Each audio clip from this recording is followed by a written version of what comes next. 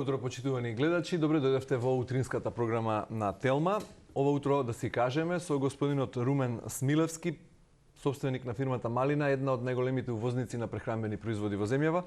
Темата е значи актуелна, ќе зборуваме за дали зимава ќе имаме доволно храна и какви ќе бидат цените на прехранбените производи. Господин Смилевски, добро утро, добре дојдовте во студиото на Телма. Добро утро, драго ми е што ме поканивте. Се надевам ќе имаме конструктивна дебата. Да, може би сте вистинскиот соговорник, вистинската адреса, односно најсоодветен, со оглед на тоа што преку вашата фирма се увезува голем дел од прехранбените суровини во земјава. И кога сме на прагот на есента, односно на почетокот на есента и на прагот на студените месеци, граѓаните, освен најклучно прашање е дали ќе има доволно храна, да ја презима зимата.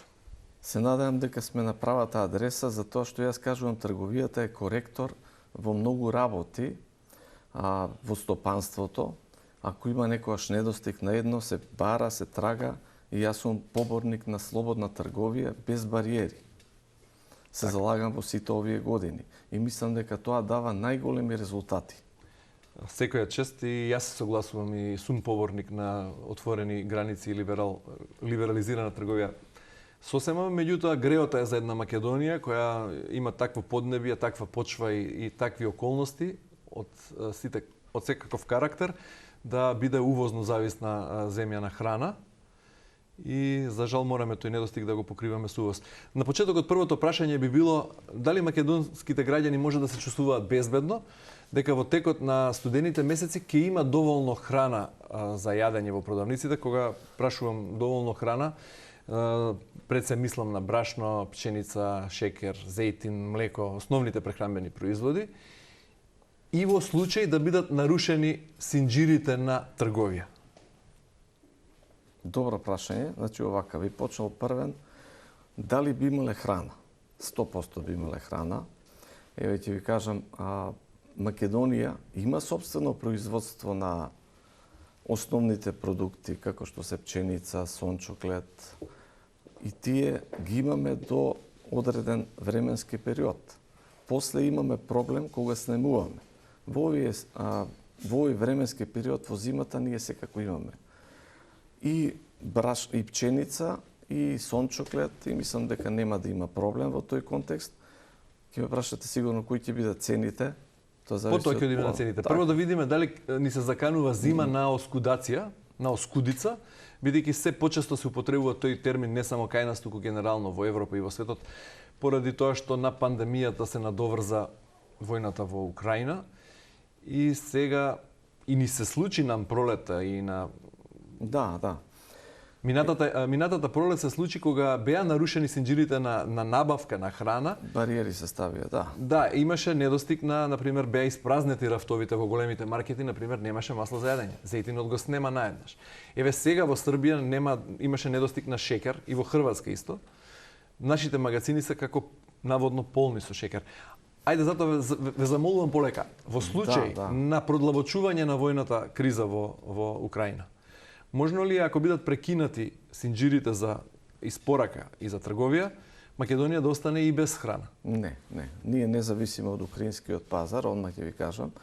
Спомнавте за шекерот, а точно е дека Малина еден од дистрибутерите на шекер, поголемите дистрибутери.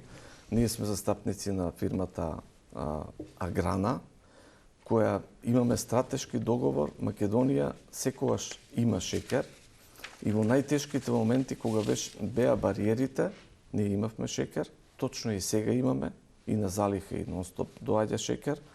Таа е фабрика една од модерните во Брчко и ценовно сме поевтини. Добре, за шекерот, бидејќи сте клучен фактор за увоз на шекер во Македонија, може ли да ни кажете во случај на, да кажеме, замислена ситуација на затворање на границата и на кризна состојба или на воена состојба, колку имаме за залиха ако не увеземе нови количини, со оглед на тоа што Македонија со години наназад не произведува ниту шекер, ниту шекер на рема, да. Значи ниту како готов производ го немаме, колку имаме на залиха шекер, за колкав период?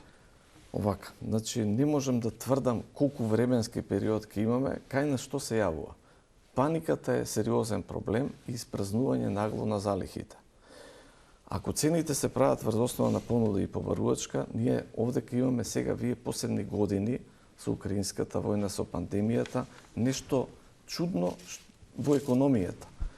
Имаш нагли побарувачка на шеќер, на зејтин и нормално е тоа дека цените ќе растат. Јас се надевам дека имаме доволна количина на шеќер и сме безбедни во тој дел и имаме многу стабилен партнер кој не прати. Во таа смисла не може да кажете некаков рок колку би можеле да издржиме како залих? Секојдневно добиваме, а не ја чепкаме за лихата. Значи имаме. Безбедни сме во тој дел. Тука само за шеќерот ќе одиме со прашање зошто ако имаме доволно шеќер, имаме залиха и секојдневно добиваме нови количества, шеќерот, медот и кондиторските производи, така барем ги води Државниот завод за статистика, овој август се за 22,6% поскапи од минатиот август 2021. Ако има доволно логично би било цената да паѓа, а не да расте. Значи овака, иако се 22%, тоа е малку во споредба со цените кои пораснаа на основните сировини кои влегуваат во кондиторските производи. Значи тука го ставаме брашното, го ставаме шеќерот, ја ставаме маста, палмината, кои имаат тренд, мислам дека многу поголем од 22%. И тука се кондиториите во незавидна положба. Згора на тоа, кога ќе ставиме струјата која нашите фирми ја плаќаат по берзанска цена, а додека другите во околината плаќаат со дампинг многу ниски цени, тоа е мало покачување. Господин Смилевски, ние увезуваме готов шеќер, нели? Не го доработуваме. Едно време битолската шеќерана го доработуваше, меѓутоа за жал од 2000 некоја не функционира. Да, јас бев еден од дистрибутерите на битолска шеќерана, наводно по приватизацијата.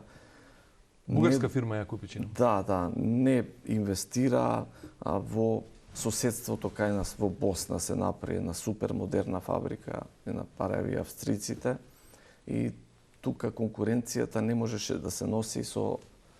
Сега од таму увезуваме главно? Највеќе да, али они имаат повеќе фабрики низ светот и така, али највеќе од Босна. Така. Моментално. Вие меѓу другото ве најавив како собственик на фирма која држи голем дел од увозот на прехранбени производи, меѓутоа сте истовремено и председател на одборот на директори на Благој Ѓорев, нашата маслодajна фабрика за масло за јадење. Кога зборуваме за шеќерот, еве ако до некаде го објаснивме, како е состојбата со масло за јадење? Минатата година, пролетта, имаше недостиг од масло за јадење. Зошто се случи тој недостиг и каква е состојбата сега? Минатата година, да се вратам на минатата година, се случија некои работите со Украина. Ако реално се прави цената од колку имаме род глобално, ако има помалку род, 5% се зголемува малку цената или повеќе се намалува, овдека се јави ситуација да не се продава. Украина го затвори пазарот, почна од Србија да купуваат и италијани и сите други, и затоа имаше недостаток на масло.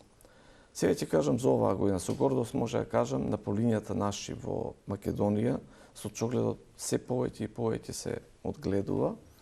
Сега, пред да дојдам во емисија, ја прашав одговорната за откуп. Значи има сериозна количина откупено до сега Благој Ѓорев.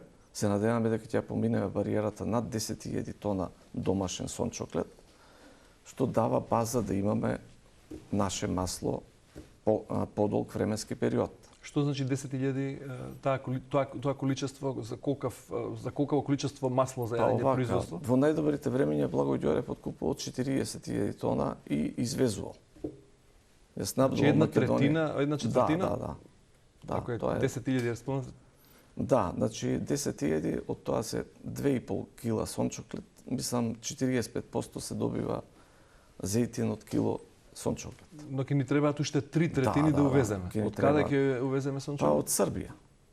Мислам дека тој ни е пазар без бариери и од Србија се увезува и сега се увезува. Имаат доволно србите и за нив па за да ни извезат и нам? Имаат премногу они.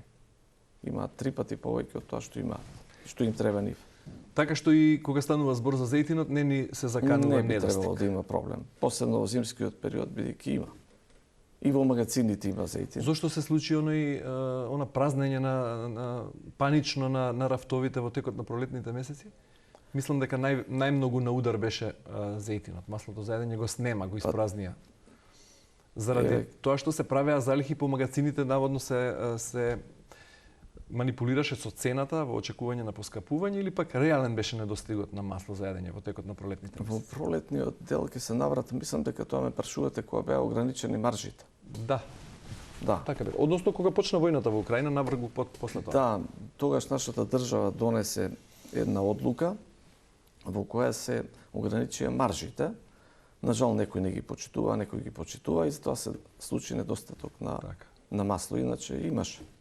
Така, кога станува збор за маслото за јадење, пак цената е многукратно поголема отколку и за шекерот, например. Маслото за јадење август 2022, цената е 46,7% од цената на маслото за јадење во минатиот август 2021. Значи за една година 46% поскапување. Реално ли е тоа поскапување, господин Смилевски? Значи овака сега.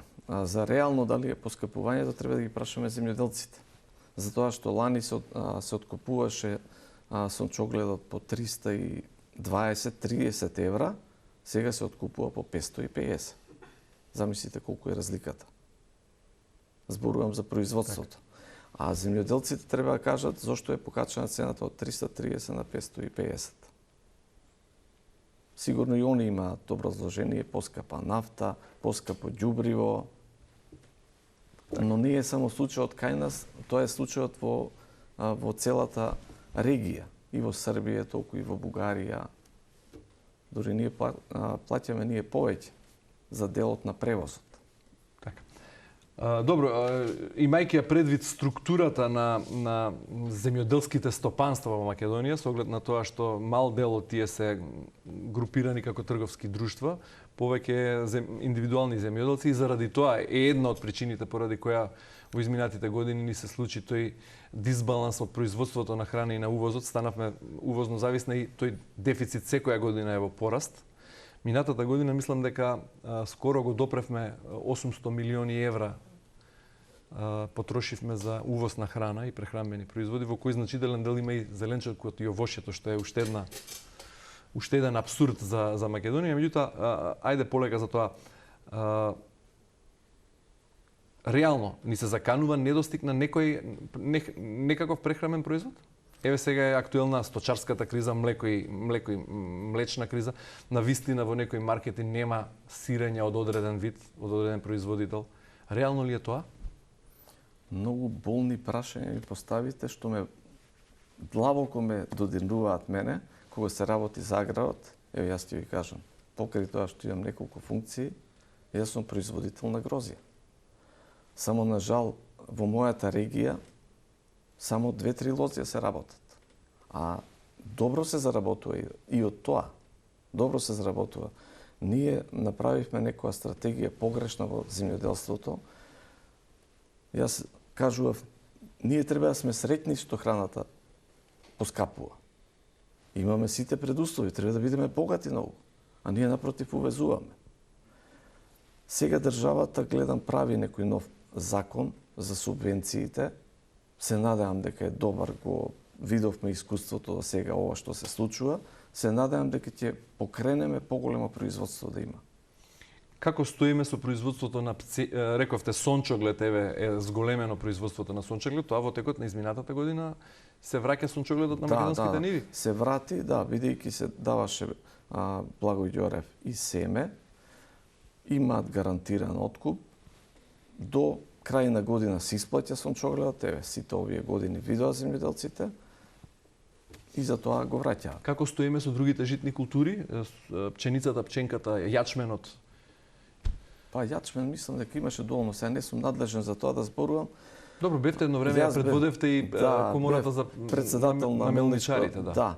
Знам во тоа време имавме некоја количина, сега колегите зборуваат дека помалку имаме, а мора да напоменам, тогаш немавме ниту динар стимулации, земјоделците не добиваа, а сега се даваат грдни пари.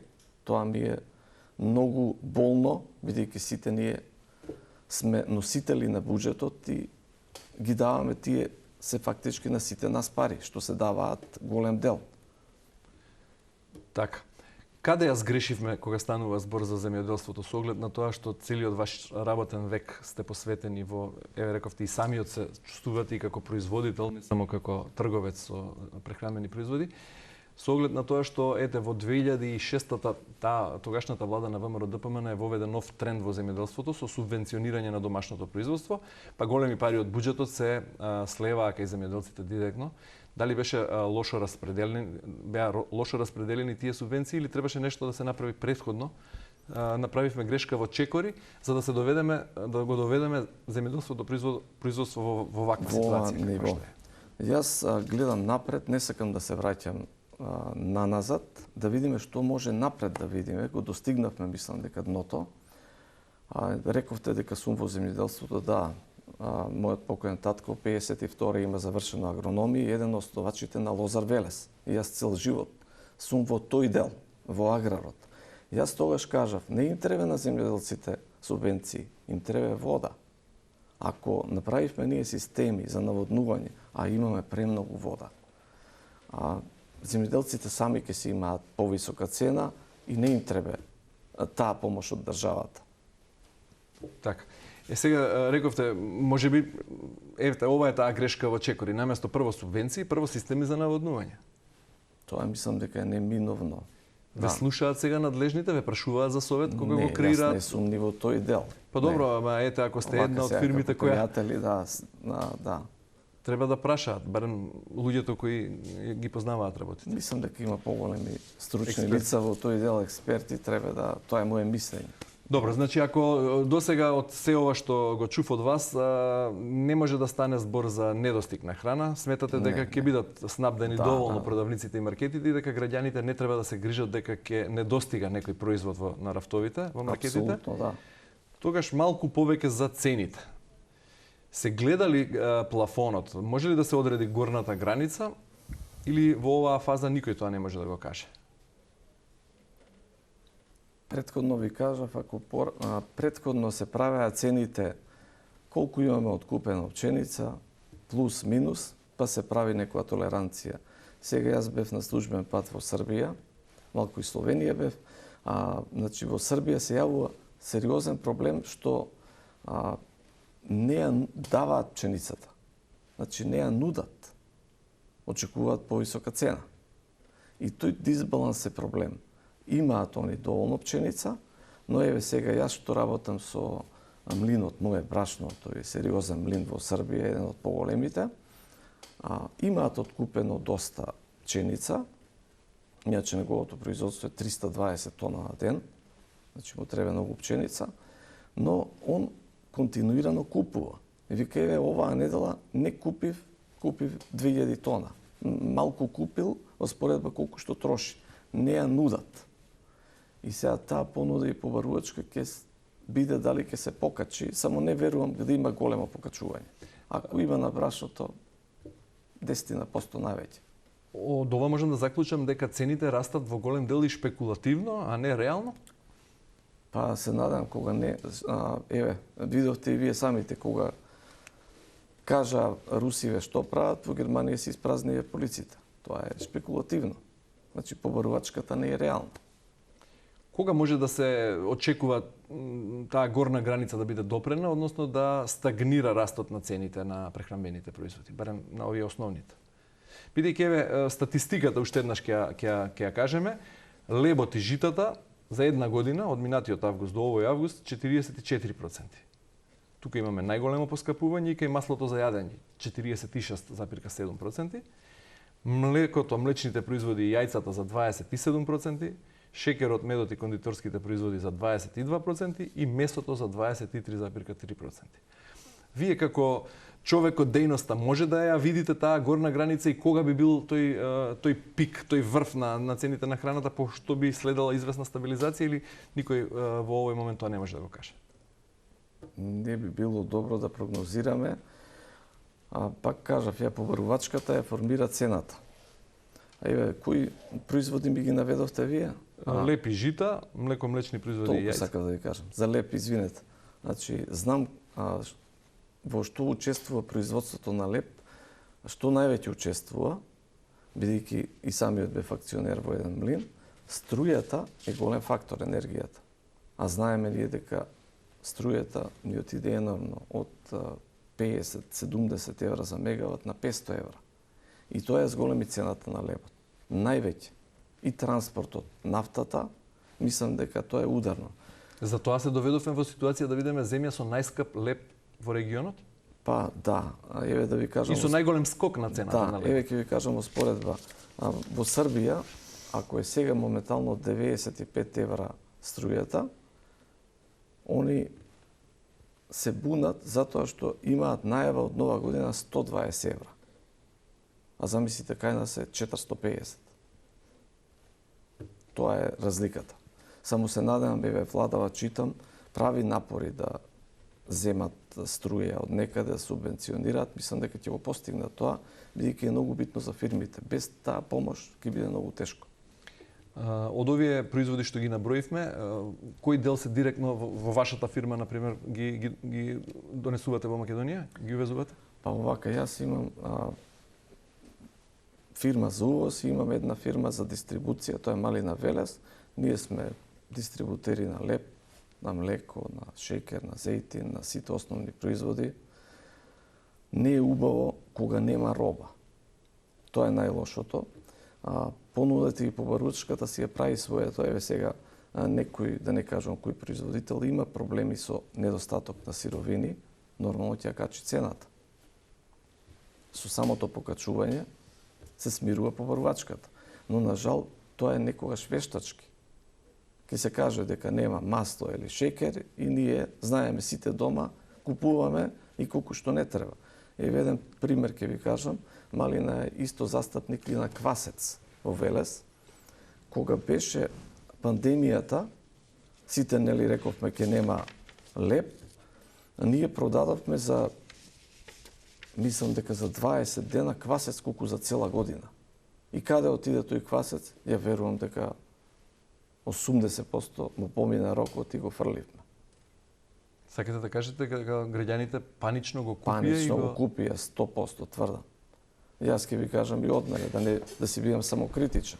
Земавме и ние сув квасец и помина рокот сега. Реално, ние така сме како народ. Вештачки ги креираме цените и правиме паники. Да. Јас се надевам дека новинарите ќе видите еден коректор во тоа да се смират граѓаните. Затоа и вашето гостување денеска да пратите порака до гледачите колку може да очекуваат поскапување на храната во текот на наредните месеци и дали има доволно храна во земја. Па еве нешто ќе ви кажам. У најава сум некои производи што ги увезуваме во пример. Имаме цени за новембар. Цените се кутнати за 15%. Значи тоа ќе следи. Значи намалување се гледа. Се гледа. Ова е доста надуени цени. Затоа ве праша во претходното кога е врвот, значи може би сме блиску до врвот или може да се надеваме и на намалување. Се надевам дека ќе има намалување, да. Добро, главно соработувате со пазарите од бившите југословенски републики, односно најголем дел од овие основни прехранбени производи што ги увезуваме од таму. Како стојат нашите соседи или земјите од регионот во однос на цените на прехранбените производи? Зошто може да си дозволат поевтин? Еве спомнате примерот со Србија за струјата, меѓутоа како стојат Босна и Херцеговина, Хрватска, Црна Гора? Зошто таму левот е поевтин отколку кај нас? Како да кажам, еве сега бев во Словенија. Прво прашање ги прашав колку пари е струјата. Знаете кој одговор го добив? Не знаеме. А ние се разбудуваме со берзата. И заспиваме колку е цената на струјата. Они не знаат. Само добро, словенците имаат среќа што е Кршко. Добро, и не можеме да се мериме во ниту еден параметар со словенците, меѓутоа затоа ги спомнав и другиве земји од обкружувањето. Како можат црногорците да си дозволат да имаат по конкурентна цена на лебот од нас, македонците? Сигурно имаат субвенционирана струја. Мислам, нема друго што е. Иначе Црна Гора увезува брашно од Србија. Значи цената на таа сировина е иста.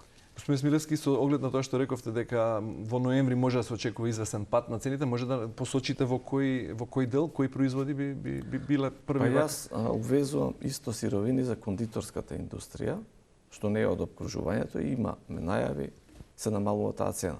Кондиторските производи, значи. Да, за сировина за кондиторските. верувам ќе следат и други.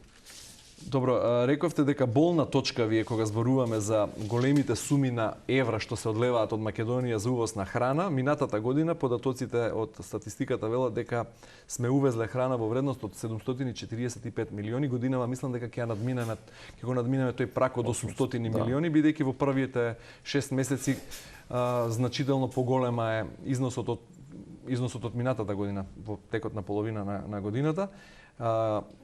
Како можеме да го намалиме тој дефицит?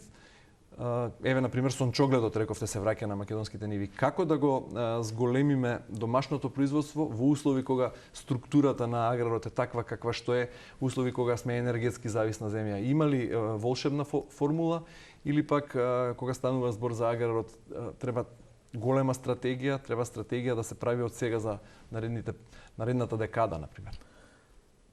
Па еве стратегија ќе се навратам моето прво вработување од кога завршив економски факултет во Скопје, се запослив во словенска фирма како една од најголемите увозници на овошје и зеленчук. Ќе се навратам, сега ги гледав насадите со јаболка во Словенија. На жал кај нас не гледам такви насади. Ако ние се тепавме од ресен да купуваме јаболка, после 95-та година они си направија сопствени плантажи и они имаат, верувам сега, поголемо производство од нас.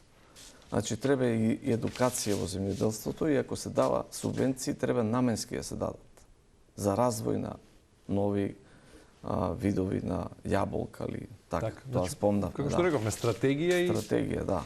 Господин Смилевски, статистиката вели дека минатата 2021 најмногу се увезувало месо, односно најмногу пари се одлеале на база на увоз на месо. Количински или во пари? Количински во 148 милиони евра, во пари, Во пари, да. Втора најголема ставка се зеленчукот и овошјето.